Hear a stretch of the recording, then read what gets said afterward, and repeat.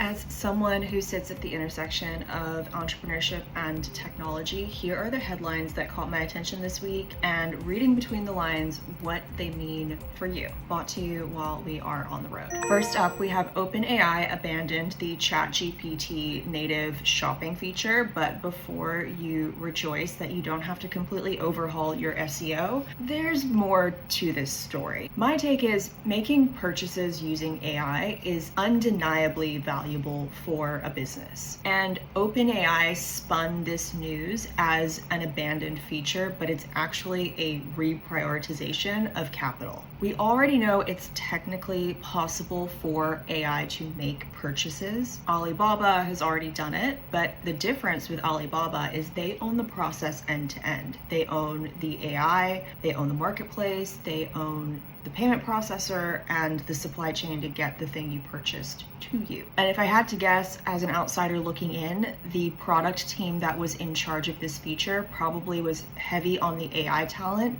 but likely didn't have someone or didn't have enough people with experience in retail. But putting all that aside, let's say for a moment, being able to make purchases with AI was unproven. OpenAI has more money and more funding than any other startup, I think, ever. And if they wanted to figure it out, they have the resources to figure it out. And even if they decide, hey, we don't want to deal with that, they have enough money to go buy Shopify that has figured out payment processing and all of those logistics, but they didn't. Which begs the question, what is making this feature so expensive to develop that not even OpenAI wants to touch it? But at the same time, China was able to do it. To answer that, we actually need to look at the next story. This story shows us that move fast and break things does not apply to all cases, i.e. tax law. So the headline here is artificial intelligence goes shopping, creates tax challenges. So in the US and in many other countries, when you make a purchase, sales tax is applied on top of the purchase price. And how much tax varies depending on your location. So for example, a $30 shirt is $33.03 in Louisiana, and that same $30 shirt is $31.35 in Hawaii. Now, a Supreme Court ruling against Wayfair, like the Temu of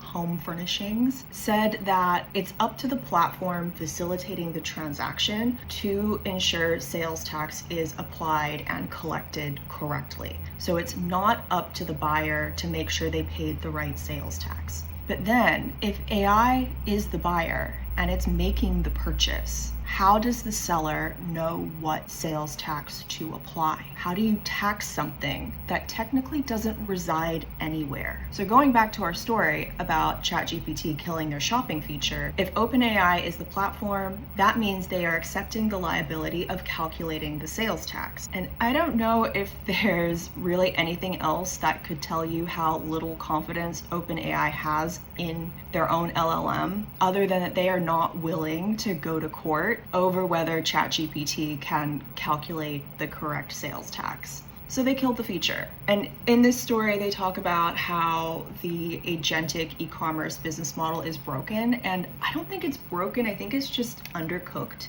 It's underdeveloped and maybe a little bit misunderstood. I really think these two news stories combined tell us a lot more about the inner workings of OpenAI's development processes and says very little about the concept of the product itself. And then we have to talk about how your phone is not listening to you, but it is screaming into the universe who and where you are. And you probably aren't consenting to it, even though it is technically legal. The government uses targeted advertising to track your location. Before you get out your tinfoil hat, this is not as conspiratorial as it sounds. You have probably noticed that you will get served ads on your phone that are really relevant to you and make it seem like your phone was listening to your conversation, to the point where it's kind of eerie and creepy, but it happens so often that we have just accepted that this is part of life now. And advertisers are able to do this because your phone sends out a little data package with your age, gender, location, and sometimes even your estimated politics to see what advertisers want to buy that information and serve you ads. It's called real-time bidding, or RTB. So with this, a brand like Rolex can buy that data and try to sell you watches,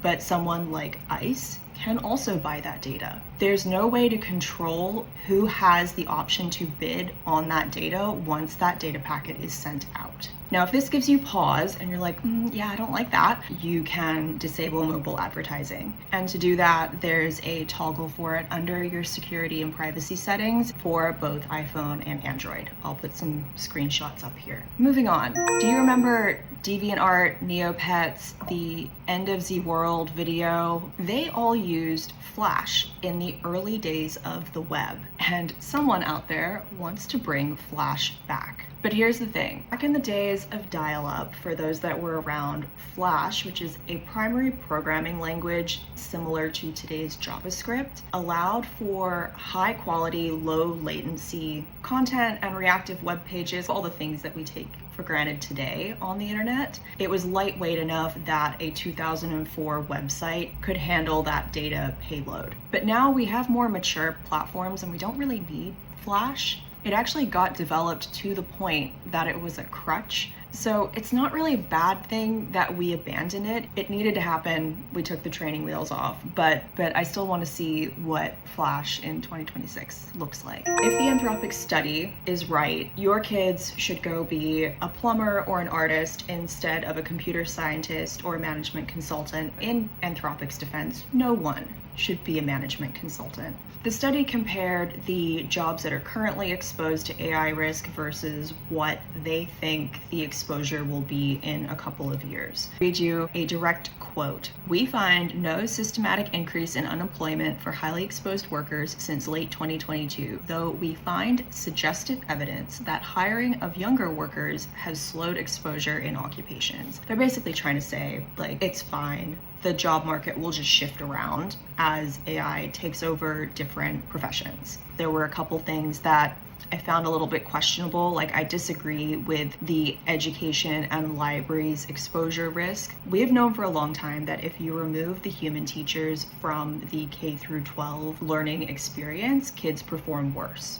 We've tried it lots of times in different iterations and through different modalities, and it just isn't the same as having a human teacher instruct you. This led me to ask, what does Anthropic get out of us believing the results of this study? And the answer is, it justifies their valuation and it justifies them asking for more money from investors. If you want to learn more about this job displacement phenomena, we did a podcast on the rise of blue collar work. We can link that podcast somewhere in here. Those are the headlines. My name's Laura Lee Elliott. I'm the CEO and co-founder of Dauntless XR, and if you found this news breakdown insightful, useful, let me know by liking and subscribing to the Becoming Dauntless newsletter. It's free over on LinkedIn. You can also subscribe right here, and I'll see you next time.